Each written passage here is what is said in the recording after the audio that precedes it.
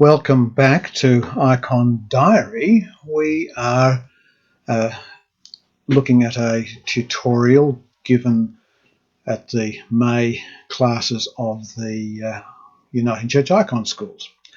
And I'm sketching eyes in preparation for an icon. So I'm going to start by dividing my page in two. Get a line down the middle.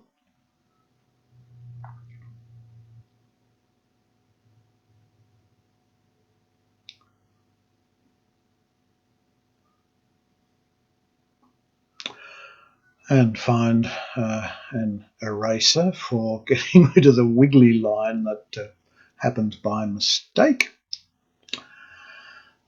And then I will choose to make this first face 12 centimetres. That's just easier for dividing it into 4, isn't it? So there's the top and the bottom. And then I'm going to divide it into 4 after I've put a circle in place, just the rough outline of the head. Now I am concentrating on eyes, but I do need a framework for putting this whole thing together on. Eyes belong in the head, and they belong in the middle of the head. So let's just measure the middle and the quarters.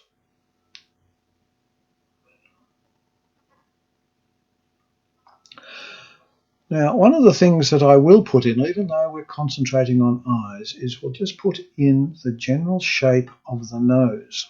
The reason for this will become obvious soon. Notice that it's on one side of the centre line. The centre line doesn't go down the centre of the nose. Thinking about the skull of a human and the great big eye sockets, because eyes are round and they fit into the eye socket.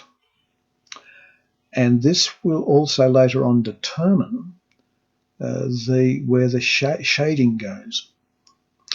Now I've measured the nose with my pair of compasses. I'm putting in the sides of the nose and just wait, so that the pupils are going to be a nose length apart. So I've used a pair of compasses to get that in place, and I'll just mark where those pupils will go. Now the reason that I put in the side of the nose is that generally for an icon face, the width of the outside of the nose, where the nostrils are, is the distance, the same as the distance between the tear ducts. Now not only that, but the distance between the tear ducts is about the size of each eye. So I'll mark that in. Not only that, but to the side of the head as well, same distance. So you've got 1, 2, 3, 4, 5 nose widths or eye widths for the face.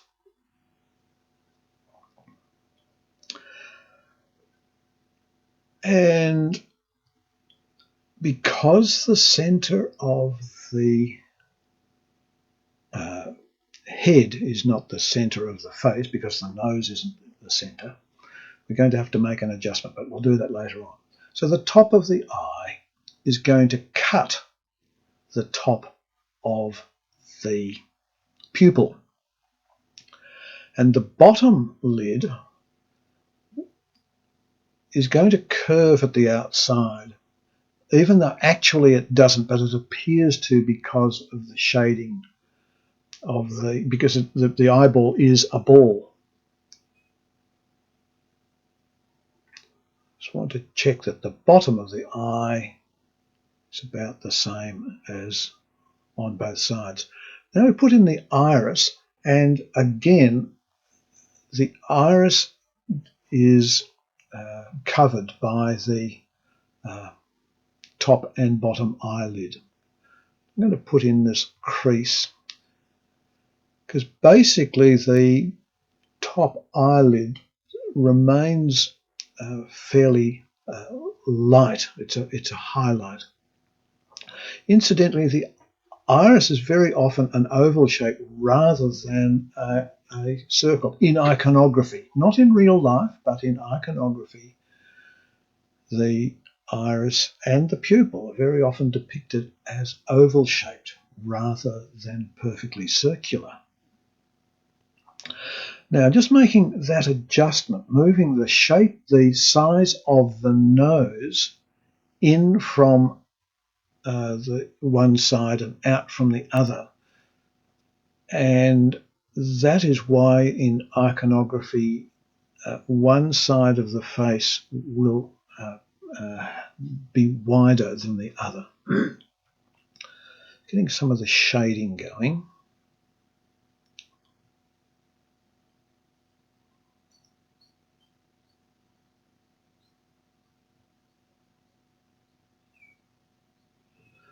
Now remember that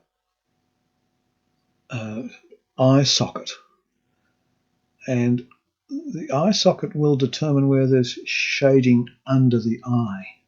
If you like, that's how the bags of the eyes will operate as well. So an older character in an icon will have an accentuated shadow in that the bottom part of the eye socket.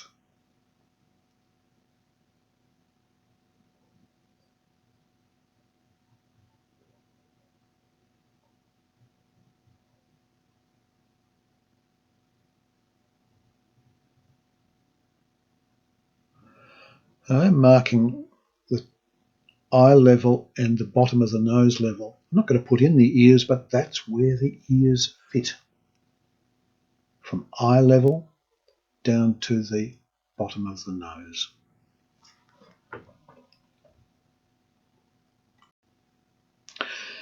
Now, what happens if the head is tilted? Well, let's start the same way. Let's have the top of the head and divide the whole thing into quarters, and also, a rough circly oval shaped thing for the head. Various ways to do this, but this is just, we're concentrating on eyes, not the shape of the head, so this is just pretty rough. But this center line is going to be curved. It's going to not be straight up and down, but to be curved, which actually makes for a more interesting face, does it not? But again, let's just mark where those quarters are. And this time the nose will just come straight down, but at a slight angle. But again, it will be that quarter of a head.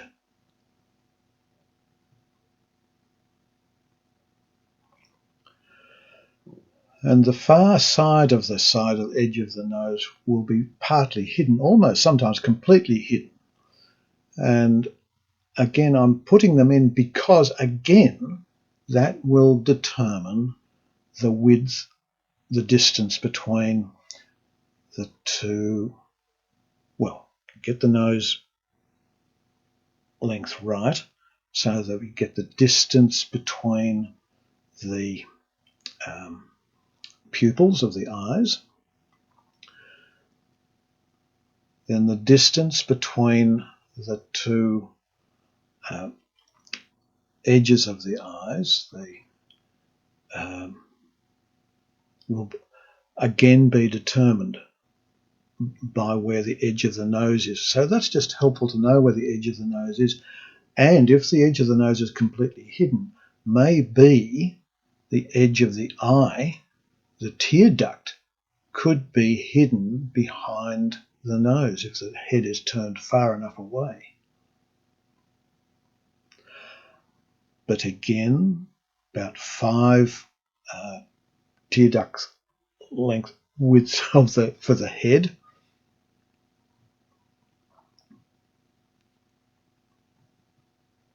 And then just pretty much the same as we did for the full head-on view of the face. However, the far eye can be slightly smaller.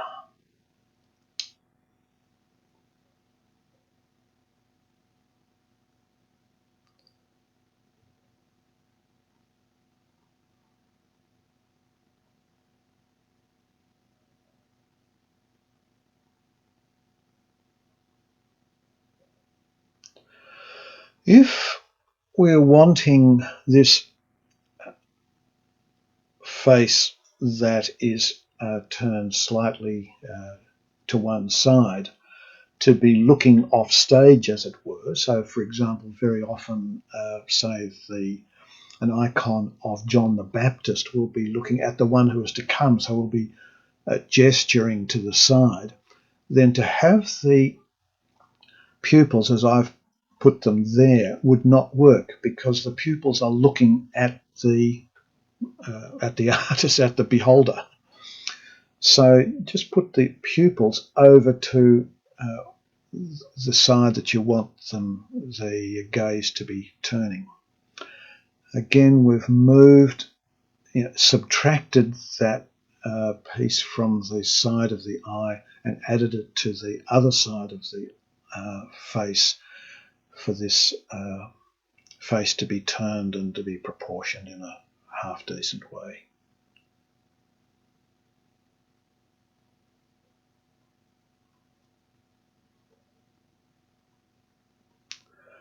Again, let's pay attention to the way in which the eye socket will work, because again, that will help to determine how the shading under the eye will work.